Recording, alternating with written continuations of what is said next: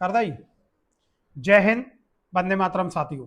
मैं धर्मेंद्र रघुवंशी एक नए वीडियो में आप सभी का बहुत बहुत स्वागत करता हूं। साथियों, आज की इस वीडियो में हम बात करेंगे अतिथि शिक्षकों को लेकर। जी हां साथियों, आपको मालूम ही है, राज्य शिक्षा केंद्र के निर्देश अनुसार यूडाइस पोर्टल पर अतिथि शिक्षकों की जो एंट्री है वह की जा रही है।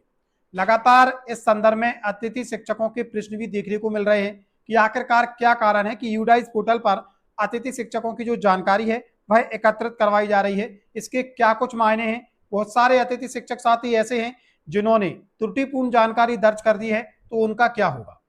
साथियों, सबसे पहले एक चीज समझ लें कि यूडाइस पोर्टल क्या है। यूडाइस पोर्टल भारत सरकार ने एक जो पोर्टल है वो विकसित किया है, जो विभिन्न राज्यों से शिक्षा विभाग से संबंधित भौतिक सुख सुविधाओं से लेकर पदस्थ स्टाफ की जानकारी एकत्रित करता है। यानी कि ये राज्य का पोर्टल नहीं है।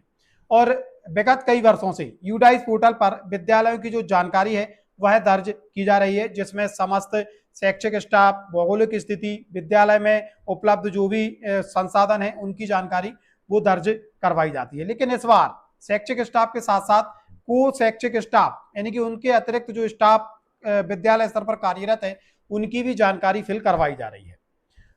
यहाँ पर बहुत सारे अतिथि शिक्षक साथी ऐसे हैं जिन्होंने त्रुटिपूर्ण जानकारी अंकित कर दी है।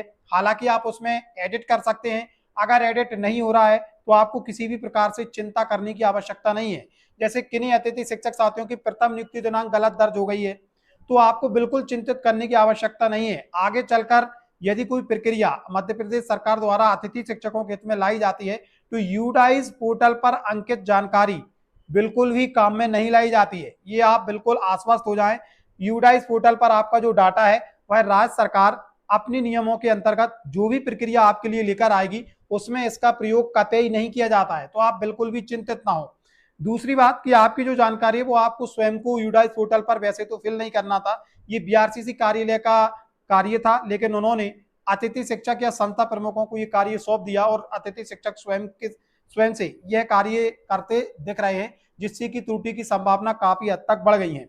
लेकिन अगर त्रुटि हुई है तब भी आपको चिंतित होने की आवश्यकता नहीं है। ये केंद्र का डाटा है और केंद्र एक डाटा रखता है प्रत्येक राज्य का कि कहाँ कितने भवन, उनमें सुविधाएं, उनमें शैक्षिक स्टाफ, उनमें सह शैक्षणिक स्टाफ, को शैक्षणिक स्टाफ कितना है, वो सारा डाटा एक केंद्र सरकार के पास जाता है। लेकिन ये जो डाटा है विभागीय परीक्षाओं में या अन्य कोई जो भी आपके नियमों के अंतर्गत पोर्टल पर जो भी गतिविधियां होती हैं उनमें जो है उसका उपयोग नहीं किया जाता है।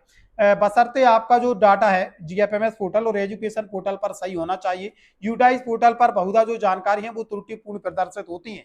शिक्षकों की भी बहुत सारी जानकारी यूडाइस पोर्टल पर त्रुटिपूर्ण प्रदर्शित आपको मिल जाएगी। हालांकि धीरे धीरे इसमें सुधार हो रहा है, लेकिन आपकी भी जानकारी अगर त्रुटिपूर्ण दर्ज हो गई है तो आपको किसी भी प्रकार से चिंतित नहीं होना है, क्योंकि यूडाइस पोर्टल का डाटा आपके किसी काम में यहाँ पर मध्य प्रदेश में नहीं आएगा। तो साथियों, ये था आज का महत्वपूर्ण अपडेट जो कि अतिथि शिक्षकों को लेकर था।